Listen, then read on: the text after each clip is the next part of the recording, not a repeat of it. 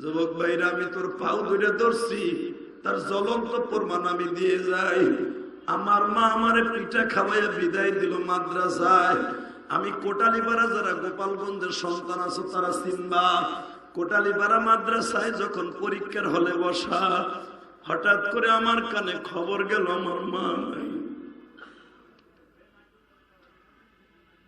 আমি যেই রাত্রে, পরের রাত্রে মাদ্রাসায় যাব, আমার মা আমার মাথাটা ডলতেছিল আর বলতেছিল, ইলিয়াস রে, আজকে মার কথায় রাগ করস, এমন একদিন আসবে রে বাবা, মা মা কয়ে কাঁদি, মায়ের আর পাবি না। কোথায় গেল আমার মা? মা গো মা।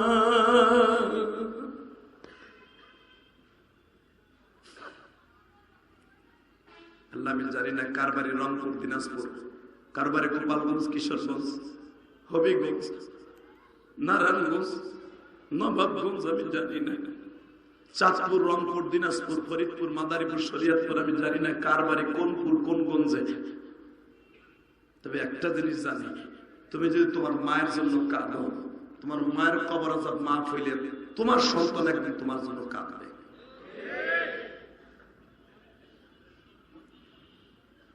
যুবক, কাল লেগে কি করস ভাই? মাইকের আওয়াজ কমাইস না রে ভাই, এমনি আমি অসুস্থ মানুষ।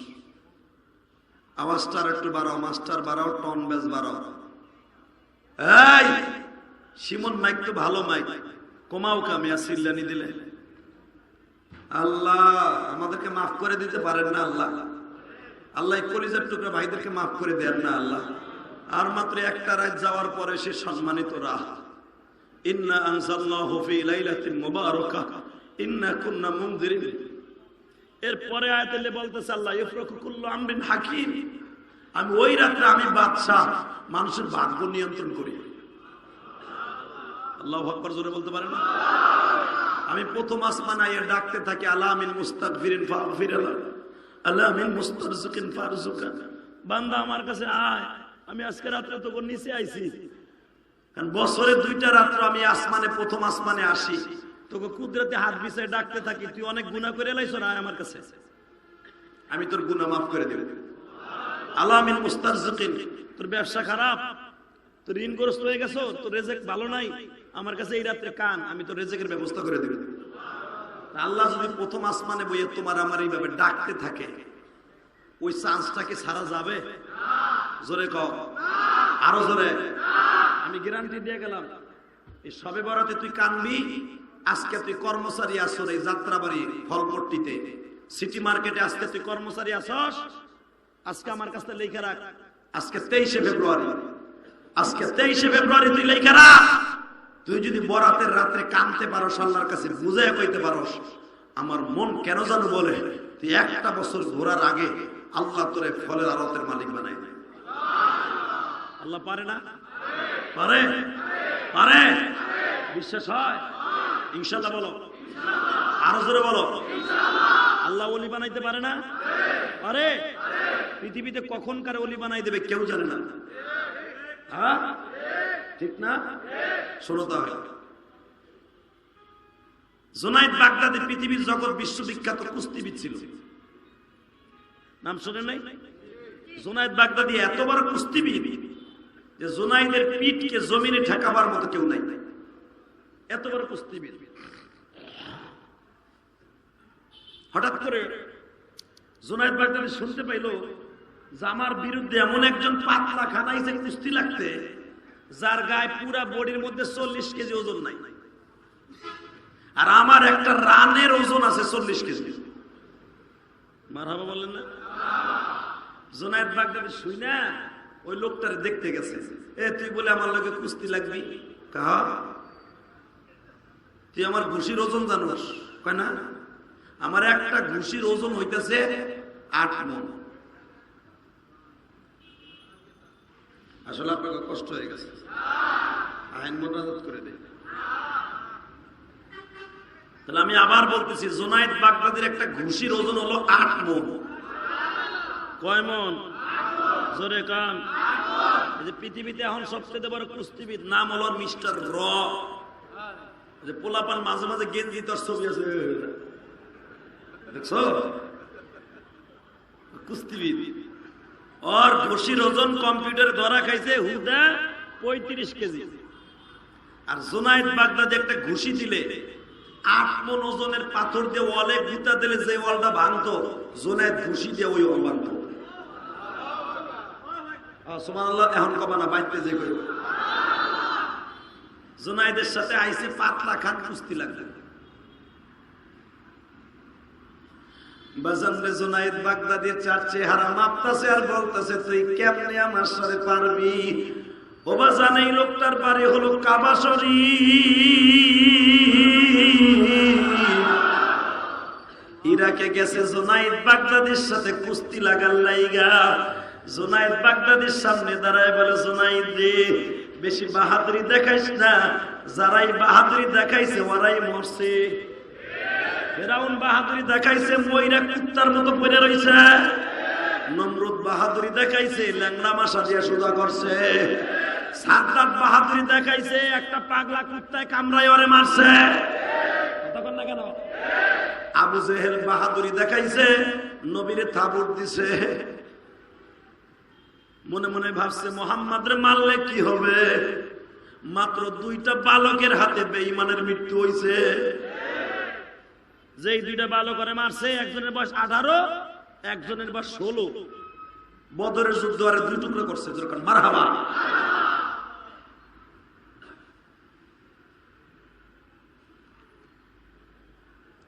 দেখবেন যারা বেশি দুনিয়ায় বাহাদুরি দেখায় ওকে মরণ হয় একটা মশার কাছে। এই যে টুন্ডা বাবুল, কালা জাহাঙ্গীর, বলেন না নাম? টুন্ডা বাবুল মানে এলাকায় মুরগি চুরি করতে যাইয়া আমার পাও কাটে দিচ্ছে, এখন নাম টুন্ডা বাবুল।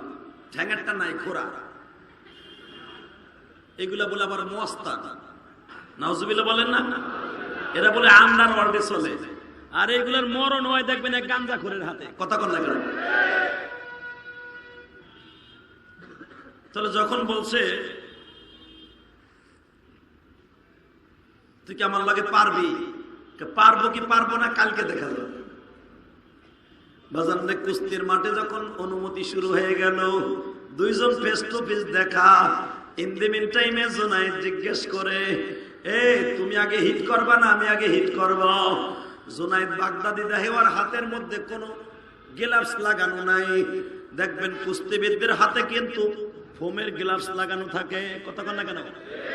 যেন ঘুষি দিলে নাক না ফাটে, এবং মরে গেলে কিন্তু ফরমের মধ্যে লেখা থাকে। দেখে ওই যেই লোকটা আমার সাথে জুনায়েদের সাথে কুস্তি লাগতে আসছে, ওর হাতের মধ্যে চামড়ার কোনো মোজা নাই, জুনায়েদের হাতের মধ্যে মোজা আছে। জুনায়েদ জিজ্ঞেস করে, তুমি যে আমার সাথে কুস্তি লাগবা, তুমি তো পটেক দেওয়ার মতো কিছু নাই, তোমার কোনো জিনিসই নাই তোমার শরীরে, নাই কুস্তির প্রতিযোগিতার পোশাক নাই, হাতের মধ্যে গ্লাভস নাই, তুমি আমার লাগে কি দিয়ে যুদ্ধ করবা? জুনায়েদ, আমি তোমার লাগে কুস্তি লাগবে একটা শর্তে, আগে আমার পরিচয়টা জানো। পরিচয় কি জানবো? পরিচয় তো ফরমেই লেখা আছে, মরে গেলে কোনো দায়িত্ব নেই। তোমার কালকে আমি কইছিলাম না, এখন তুমি মরার ডরে কইতেছো আমার পরিচয় নাও। কি কি তো লাশটা পৌঁছে দেবো না, কি এখন কানবেন। জুনায়েদ, সবচেয়ে বড় পরিচয় আমি হলাম রাসূলের বংশের মানুষ।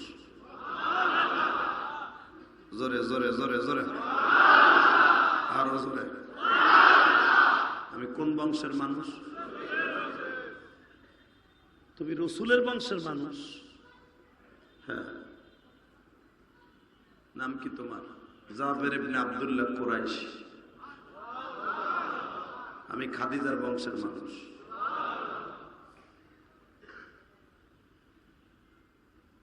জুনায়েদ, আমি জীবনে কোনদিন কুস্তি কেমনে লাগে আমি লাগি নাই।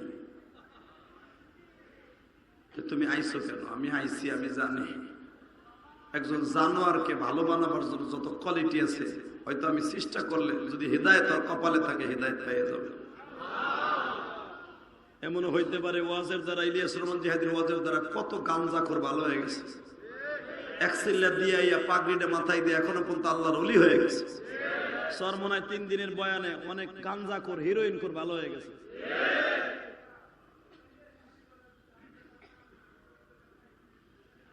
গালের মধ্যে কতগুলো ময়লা ঢুকে দেয়, বাটপাটটা দেখতেছেন, ওয়াজ হইতেছে, বগর বগর করতে আছে মোবাইলে। বাজান রে, এবার আমার দিকে তাকান। ও যাত্রাবাড়ির মাউতালের বাইরা, সন্টেকের বাইরা, কাজলার বাইরা, আমি দেখবো এখন কার অন্তরে হিদায়াতের মালা গলায় দিতে চাও। সঙ্গে সঙ্গে জুনাইদ বলে, তুমি রসুলের বংশের মানুষ, তার প্রমাণ কি? ও জুনাইদ, এই যে দেখো আমার কার্ডের মধ্যে লেখা আছে আমার সব অ্যাড্রেস, আমার 4টা মাইয়ারে জুনাইদ, 4টা মাইয়া লইয়া বড় কষ্টে আছি। আমি শুনছি তোমারে যে পরাজয় বরণ করাইতে পারবে, তারে বলে 1000 দিনার দিবে। ওই জামানার 1000, এই জামানার 1 কোটি টাকা। জোরে জোরে জোরে। জুনাইদ, তুমি যদি আমার 1000 টাকা জিতায় দাও, আমার বিশ্বাস আমার নবী তোমার লগে দেখা করবো। এ যুবক কোন আলেমের কথায় কখন হেদায়েত পেয়ে যাবে কেউ জানে না। আগামীকালকে একটা দিন পরে বরাতের রজনী, যখন তুই তোর মসজিদের ইমাম সাহেবের সাথে বিনয় বিনয় কানবি, হুজুর আমি ছোট্টকালে মহারাজি জাহান্নামের রাস্তা বাইছে লইছি, হুজুর আমি এমন এমন নেশা করি, এই নেশার থেকে আমি বের হইতে পারি না। আল্লাহর কাছে তওবা করে বরাতের রাত্রে মাওলার ডাইকে চোখের পানি ফেলাইয়া দেখো, কাইন্দা আমার আল্লাহর 1 ফোঁটা পানি দিয়া যদি ডাক দিতে পারো রে ভাই,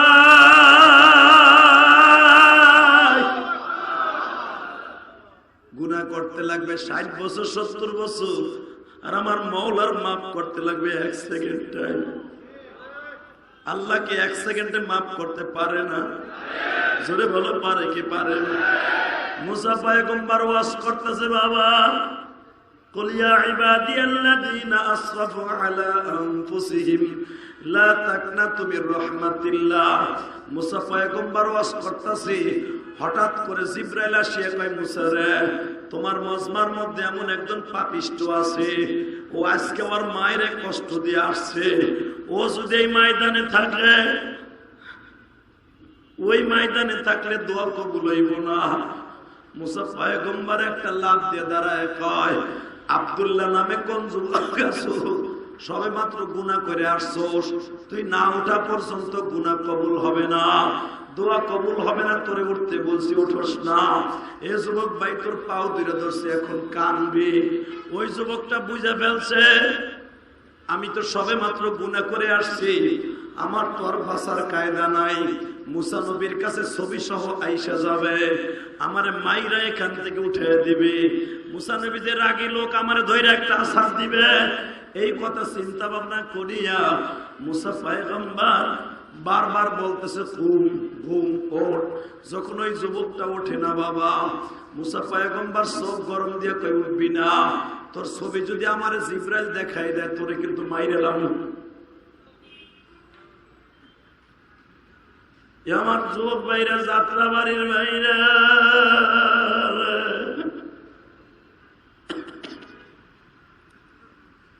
যখন বলছে জিবরাইল যদি তোর ছবি আমারে দেখায় দেয়, তোরে মাইরা ফেলাব, ওই যুবকটা সঙ্গে সঙ্গে চোখের পানি ছাইরা দিছে। মাত্র 1 মিনিট 13 সেকেন্ড আল্লাহরে বুঝায় কইছে, ও মালিক, আমার মতো আব্দুল্লাহরে তুমি অপমান করলে তোমার কোনো কিছু আসবে যাবে না, আবার যদি আমার মাফ করিয়া দাও, তাতেও তোমার মান সম্মানে কমতি পড়বে না। তুমি যদি আমার মাফ করে দাও, কেউ তোমার কিছু শিখাইব। তুমি এমনই একজন সরকার, তুমি তো ফেরাউনের সরকারের মতো না। আল্লাহ আমি অন্যায় করছি, যাই এই মার কাছে মাফ চাও। আল্লাহ আমি নেশা করি, আর জীবনে নেশা করব না। তুমি যেই মুখ দিয়া জিবরাইলকে পাঠাইছো, আমার কারণে দোয়া কবুল হবে না, ওই মুখ দিয়ে তুমি পাঠায় দাও, আমার কারণে দোয়া কবুল হবে। জোরে জোরে জোরে জোরে। আরো জোরে কও। যুবক ভাই, আমি তোর কাছে মাপ চাই। আমি কিভাবে বললে তুই নামাজি হবি আমি জানি না, আমি কিভাবে বললে তুই রোজা রাখবি আমি জানি না, তবে এতটুকু জানি রোজা নামাজ ছাড়া কবরে যাইস না। কবর বড় ভয়ঙ্কর জায়গা। ডাইন পাশের মাটিগুলা বাম পাশে চলে আসবে, বাম পাশের মাটিগুলা ডাইন পাশে চলে আসবে। এক পাজরের হাড্ডি আর এক পাজরের মধ্যে ঢুকিয়ে যাবে। লোকটা যতই চিল্লাবে কাজ হবে না রে ভাই। কেমনে ওই মায়ের সহ্য করবি? আল্লাহ তুমি তাকায় দেখো, অসুস্থ শরীর লয়ে বলিয়ে গেলাম, যা এখন তোমার কাছে দুইটা হাত বাড়াইয়া তোমারে ডাক দিবে, এদের জীবনের গুনাহ মাফ না করে পারবে না। এবার যাত্রা বাড়ির কলিজার টুকরা ভাইরা, আমি 12 বছর বয়সে মা হারাইছি, মার কথা মনে করে প্রতিদিন কান্দি। তুই হাত দুইটা আসমানের দিকে দিয়া আমার আল্লাহর জোরে একটা ডাক দে তো ভাই, দে ডাক দে, ডাক দে, ডাক দে, ডাক দে, ডাক দে, ডাক দে। আজকে 23শে ফেব্রুয়ারি, 23শে ফেব্রুয়ারি ডাক দে। 2024 23শে ফেব্রুয়ারি এই যাত্রাবাড়ি, ঢাকা যাত্রাবাড়ি ডাক দে, ডাক দে। আল্লাহ তুমি চাইয়া দেখো কেমনে চিল্লাই যুবক। আমি জানি না আমার মা আছে কিনা, বাবা আছে কিনা, আল্লাহ জীবনে কি অন্যায় করছে তাও জানি না। যারা এখন তোমার ডাইকে পাগল বানায় ফেলাবে, এগো কোনোদিন খালি হাতে ফিরাই দিও না। মাপের একটা রাত আছে, এই যে একটা দিন পরে, অন্তত বরাতের রাত্রে তুমি আমাদের কোলে টাইনা নিয়ে মাফ করে দিও।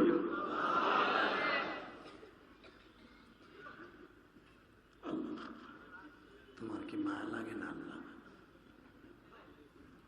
এই মজমার মধ্যে তালবে আলিম আছে, এই মজমার মধ্যে আলেম উলামা আছে, এই মজমার মধ্যে দাড়ি বাঁকা মুসলমান আছে, এই মজমার মধ্যে দাড়িতে মেহেন্দি লাগানো মুসলমান আছে।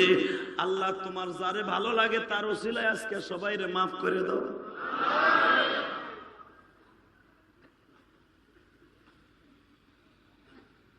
কষ্ট হইতেছে, আমার খুব কষ্ট হইতেছে। কেন জানেন? আমার জীবনে এত দুর্বল হই নাই ওয়াজের মাঠে, জুমার পরে এত দুর্বল হয়ে গেছে। তারপর আমি আপনাদের ভালোবাসা পাই, আমার সব দুঃখ মুছে গেছে। আমি যেখানে কথা বলতে পারবো 1 ঘন্টার উপরে হয়ে গেল, আমি কল্পনাও করিনি। আমি রাস্তা দিয়ে যখন আসতেছিলাম কলার পাতার মতো এরকম কাঁপতেছিলাম, এত দুর্বল আমি।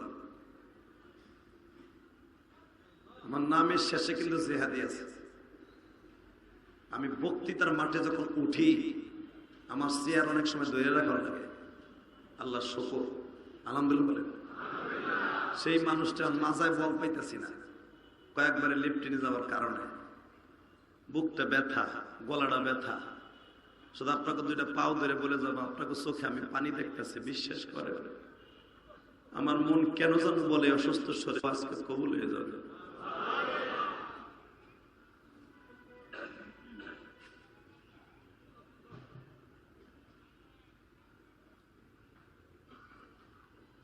বনি ইসরাইলের ওই যুবকের দোয়া যদি কবুল হয়, যুবক তোর দোয়া কবুল হবে না কেন? বনি ইসরাইলের ওই যুবকটা যখন মাত্র 1 মিনিট 13 সেকেন্ড আমার আল্লাহরে বুঝাই হেলাইছে, সঙ্গে সঙ্গে 1 মিনিট 13 সেকেন্ড পরে জিব্রাইল আবার মুসা নবীর কাছে আইছে। আরো জোরে বলা যায় না? আরো জোরে কোন তো?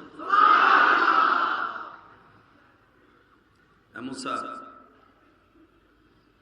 আপনার যেই বান্দার কারণে দোয়ার দরজা বন্ধ হয়েছিল, ওর কারণে দোয়ার দরজা ওপেন হয়ে গেল,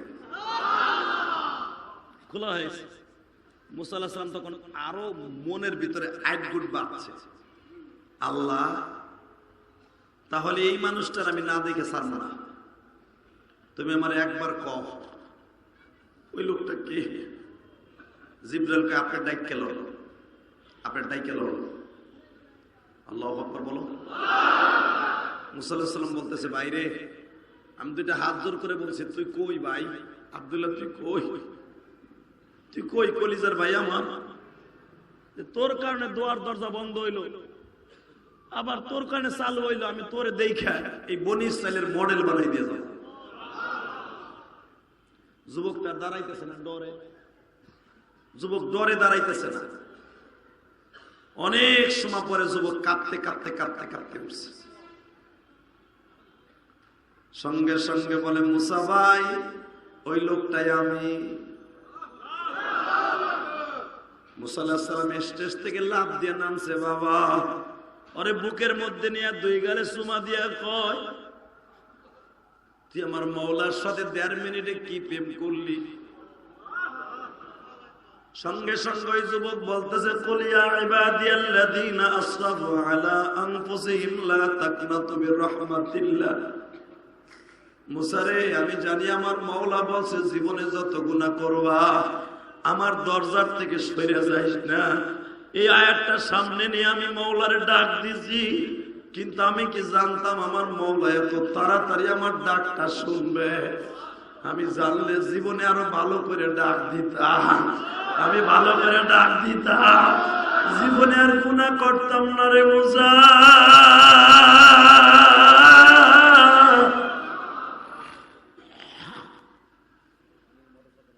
আল্লাহর পয়গম্বর মুসা বলে, তাহলে আমার সাথে ওয়াদা দে, তুই মালিক রে কি বলে বুঝ দিলি?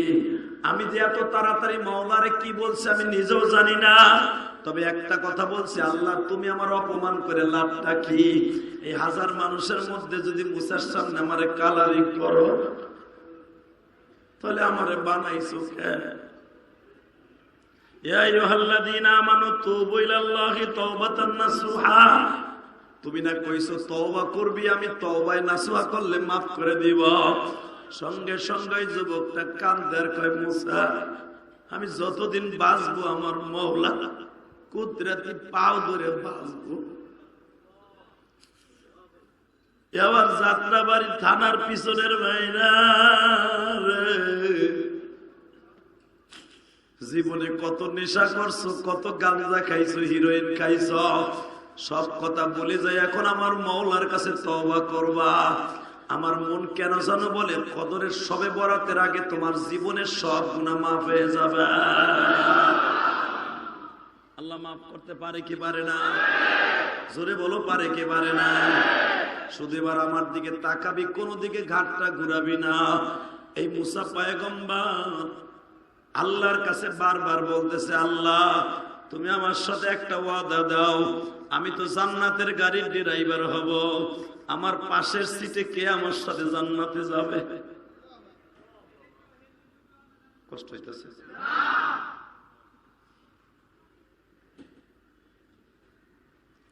আমার আল্লাহ সঙ্গে সঙ্গে প্রতি উত্তর দিয়ে বলে, মুসা রে তোর সাথে জান্নাতে যাবে ওকায়েস বাজারের একটা কসাই, মুরগি পট্টির, গরু পট্টির, গরুর পট্টি, মুরগি পট্টির একটা কসাই তোর সাথে জান্নাতে যাবে। মুরগি পট্টি তো মুরগিও জবাই হয়, গরুও জবাই হয়, ঠিক না ঠিক? মুসা পয়গম্বর বলে, মুরগি পট্টির একজন মুসলমান আমার লাগে জান্নাতে যাবে, ওরে না দেখে ছাড়বো না। কষ্ট হইতেছে এখন কারণে মুসা পয়গম্বর বলে, আল্লাহ ওর ছবিটা আমারে দেখাও। জিবরাইল বলে, এই যে ছবি ল, কিন্তু তুই আগের থেকে ওরে ধরা দিবি না, কি জন্য? তোর সাথে জান্নাতে যাবে। অবাদান ধরেন আপনাকে মুরগি পট্টি, যেখানে মুরগির গোশত, গরুর গোশত জবাই দেওয়া হয়, দূরে দাঁড়ায় মুসা পয়গম্বর ছদ্মবেশে দাঁড়ায় আছে। ইন দি মিন টাইমে বাবা দেখে লোকটা নিজের হাতে গরু জবাই দিছে অনেক আগে, গোশতগুলা হাড্ডিগুলা আলাদা রাখছে, গোশতগুলা আলাদা ঝুলায় রাখছে। জিজ্ঞেস করতেছে, ভাই আপনি হাড্ডি সহ নিবেন না হাড্ডি ছাড়া নিবেন? যে বলে হাড্ডি চাওয়ালা নিব, হাড্ডি আর গোশত একসাথে মিলে বিক্রি করে। আর যে ব্যক্তি বলে ভাই আমি হাড্ডি চাই না গোশত চাই, তার দাম একটা। আর যে হাড্ডি আলা গোশত নিবে তার দাম আর একটা। মুসা পয়গম্বর দূরে দাঁড়ায় দাঁড়ায় দেখে তাজিরুস সুদুকুল আমিন মান নাবিয়িন ওয়াস সিদ্দিকিন ওয়াস শুহাদায়ে সালিহিন। ও আমার এই যাত্রাবাড়ির ফল ব্যবসায়ী ভাইরা, তোমরা তো ফল বিক্রি করো, বাজান দিয়ে এত মিথ্যা কথা কোথার থেকে আমদানি করো? তোমার ফল এমন টকের টক, তুমি কও একবারে কুলু বড়ের মতো মিষ্টি। পাড়া কোথাকার, লজ্জা লাগে না এত বড় মিথ্যা কথা কইতে? কথা কর না কেন? জোরে খা ভাই, আমার কুলু বড় এমন মিষ্টির মিষ্টি, খাইলে জীবনে ভুলতে পারবেন না। বেটা লয়ে গেছে আপেল বড়ে, ওরে বাইরে গালে দিয়ে দেহে ভিতরে খরমার মতো পাইনচা পাইনচা লাগে। পরের দিন হারে পাইছে বাড়ির সামনে, এক বাইরে কয়েকটা খাইয়া দাও কি মিষ্টি, আরো বাইসে এমনটাই দেয় যেটা মিষ্টি। কতক্ষণ লাগে? আর ও তো জানে কোনটা মিষ্টি। আর বর্তমানে বাংলাদেশে দেখেন ওই যে কি ফল জানি হয় ভিতরে রং দেয়, ড্রাগন ড্রাগন ড্রাগন। আল্লাহর গজব করব। এই ড্রাগন ফলটা আল্লাহর এত বড় একটা নিয়ামত, দেখ উপরেও লাল ভিতরেও, আবার দেখবেন ড্রাগন উপরে হলুদ ভিতরে সাদাও আছে, সবুজও আছে, লালও আছে। কথা কর না কেন? আজকে যারা ড্রাগন ফলের মধ্যে ইঞ্জেকশন দিয়া সিন্দুর দিয়ে লাল বানাও, অপেক্ষা করো টুডু টুমরু তোর কপালে জুতার বাড়ি। ধন্যবাদ জানাই সরকার এই সমস্ত বাটপাট সাটপাট ধরে ভালো জেল দিয়ে দিচ্ছে, জরিমানাও করছে। তোমরা ফল বেচে তো লেগে তোমাকে মান কাছি পাই দিয়ে যায়। যে ব্যক্তি সত্যিকারে ব্যবসায়ী হালাল ব্যবসা করবে, আমার নবী বলছে আত্তাজিরুস সুদুকুল আমিন, সত্য ব্যবসা যারা করবে মান নাবিয়িন, আমি নবীর সাথে জান্নাতে যাবে। নবীর সাথে জান্নাতে যাওয়ার নিয়ত আছে না? আছে? সবাই আছে? হাত উঁচু করে দেখান তো কার কার নাই। আমি দেখি নাই কি করছে না করছে, আমি চোখ বুঝেছিলাম।